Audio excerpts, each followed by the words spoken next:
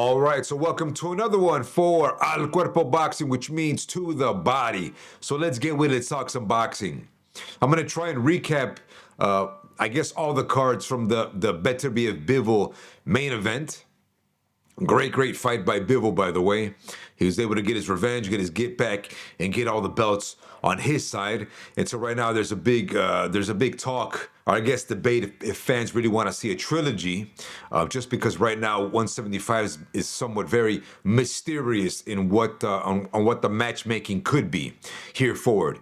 But anyways, regarding the other fights on the card, I don't want to really talk about the Shakur and Padley fight, man. Forgive me for that. I don't want to sound like or feel like a hater, but nothing special about that fight, to be honest. Hopefully, there's better fights for Shakur in the future. We can get maybe like the Tank versus Shakur fight, which everybody wants. But anyways, let's talk about Zhang, man. Zhang let me down. Zhang versus Cabello. And you know what? Shout out to Cabello because at the very least throughout the week, I've always said that he's a good fighter. Very good cerebral body attacker.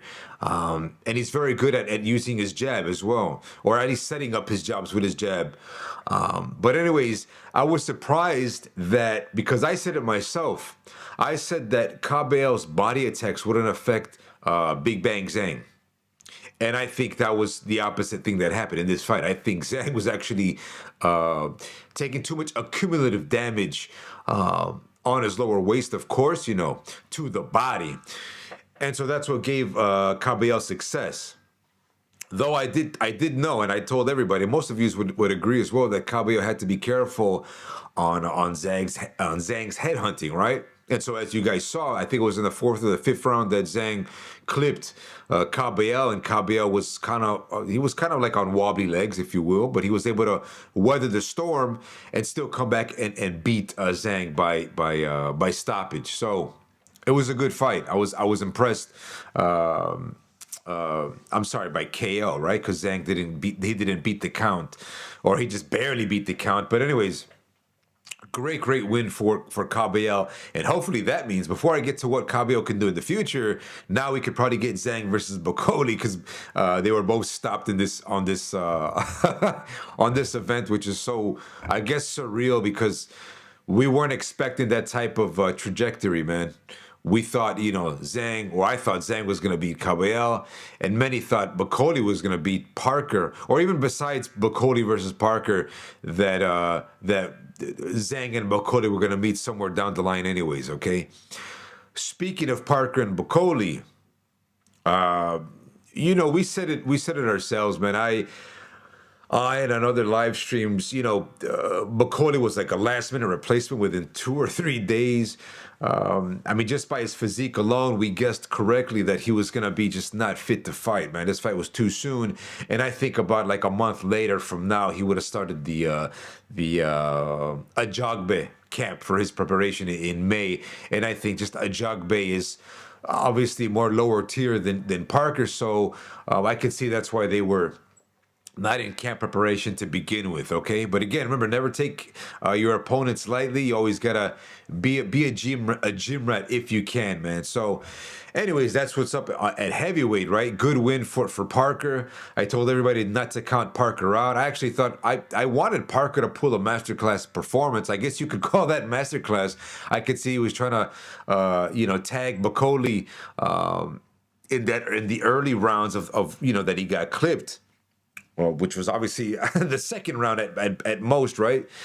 But Parker was trying to land those straight rights or those short crosses, and Bacoli was trying to weave to the side, slip shots very slowly, very slowly.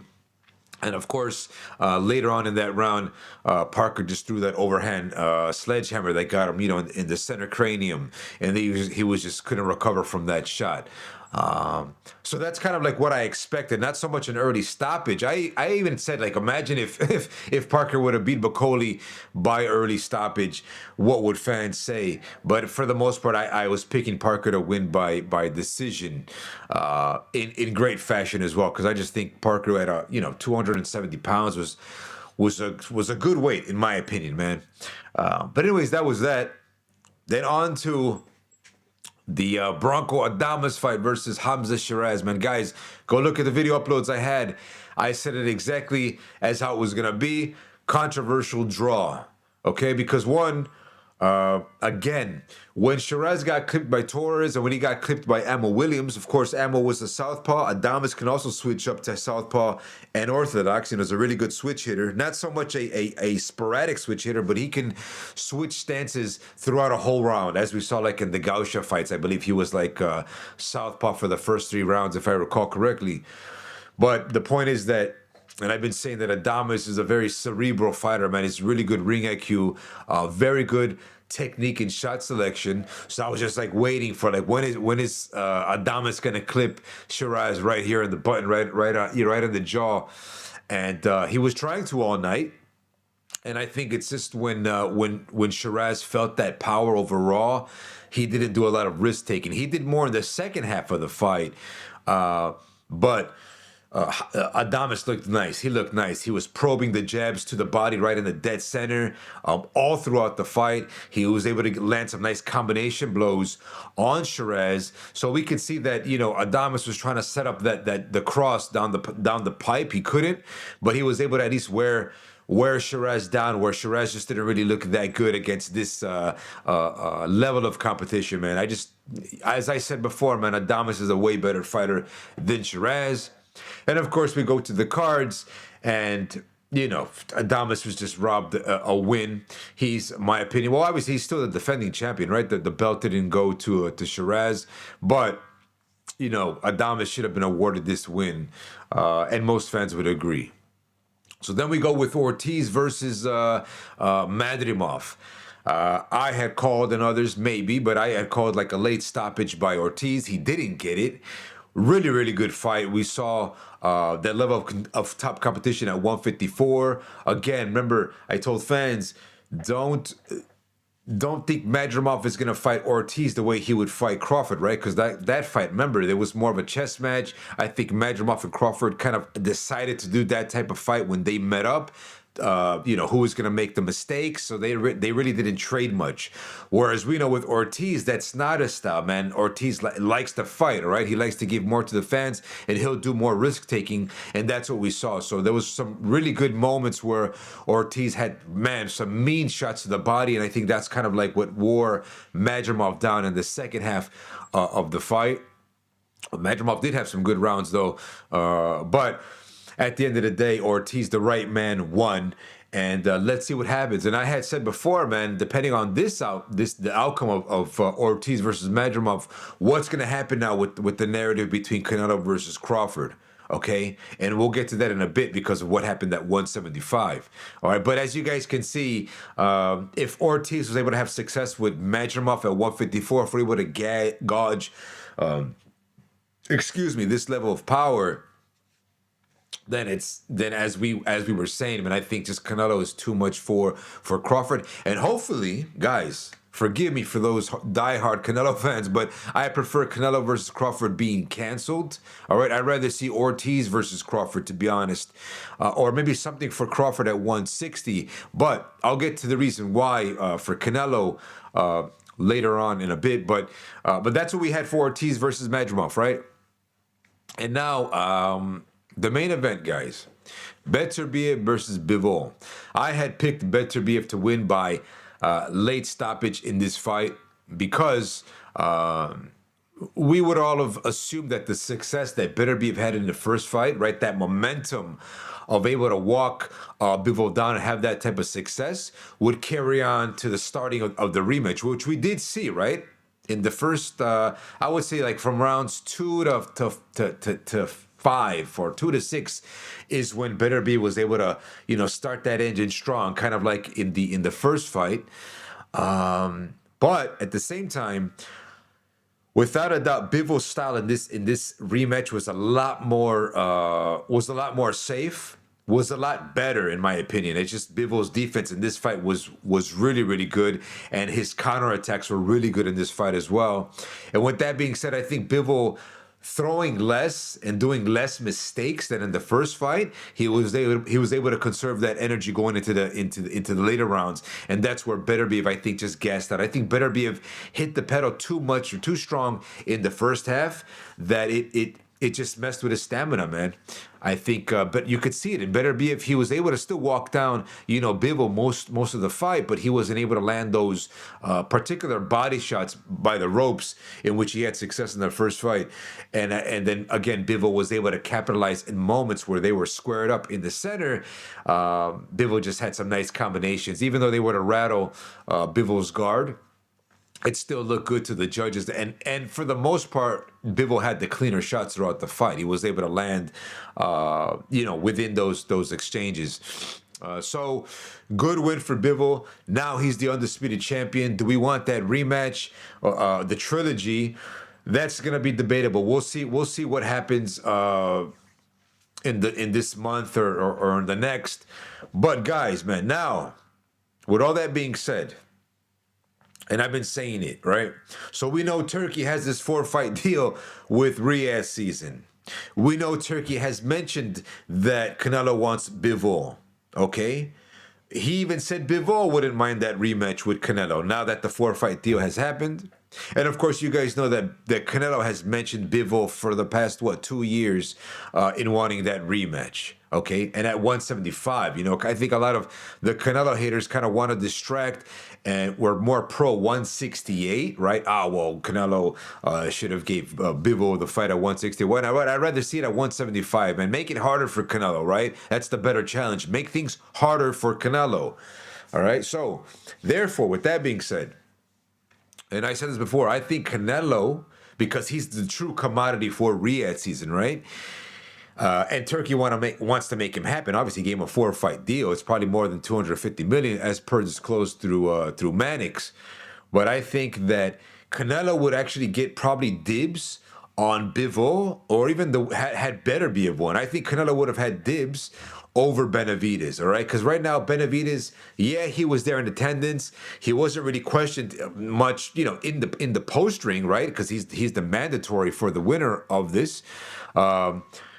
But I just, given Bivol's performance as well in this fight, because he looked a lot better than the first fight, I think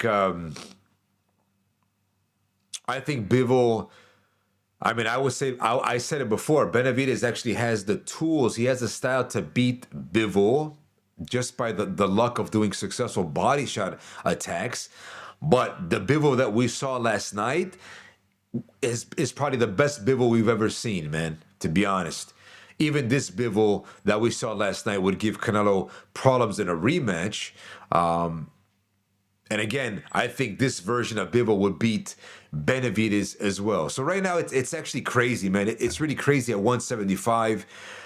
What's even crazier, guys, is that now that you've seen the two fights between Beterbiev and Bivol, right? Now that you guys have seen that type of firepower, now that you guys have seen guys like Beterbiev walk down Bivol, okay? Now you got to think about rewatch the Canelo versus Bivol. All right, I'll give you two things here. Canelo now, his physique, if you've seen in the gym, he looks a lot more bulky and husky than in the previous, or throughout his whole career. Right now, Canelo looks properly bulked up for anything at 175, which is, I guess, a good thing because it just shows that he could still be at that competitive level. What, Canelo's 34 now or 33? Canelo also was able to walk Bivol down. Bivol was also cautious with what Canelo was bringing right out throughout those 12 rounds. And guys, man, I don't understand really the Canelo hate because, or maybe I think for the most part, most fans, you don't do boxing yourselves, and to do the type of evasive defense that Canelo did against Bivol in their fight, where he made Bivol miss like literally, man, a 10-piece combo, that's so hard to do for a guy. If you're fighting against a guy like Bivol, nobody can do that but a Canelo Alvarez that we saw. It's on freaking tape. It's there forever. It's there forever in the history books. Canelo evading a 10-piece combo on the back foot, guys. On the back foot against Bivol. So with that being said, if Canelo has that type of instinctive defensive ring IQ against the speed of a Bivol, then I think Canelo would also think twice about doing the same type of game plan, right? I think Canelo would actually have a completely different game plan in a rematch with Bivol, as Canelo had a different game plan in the rematch with Gennady Golovkin in the second fight. And again, that was a not as big of a Canelo as of now, right? Canelo was less bulky in muscle back when he fought at 160 compared to what we would get at 175. And again, guys, Canelo, like for me, Canelo has a way better jab than a better BF, and it has longer extension. But look at right now, look at the latest clips of Canelo hitting the water bag. I think it's the water bag, yeah. The water bag when he's probing that jab, all right? And I even made a video about this when Canelo fought Berlanga. I was happy to see Canelo's jab back, all right? But Canelo's jab is fast, guys. Canelo's jab is fast, and it's hard hitting, okay? So I want to see Canelo use his jab in the Bivol rematch, okay? It's going to give Canelo a lot of success to, I guess, to keep Bivol off bay.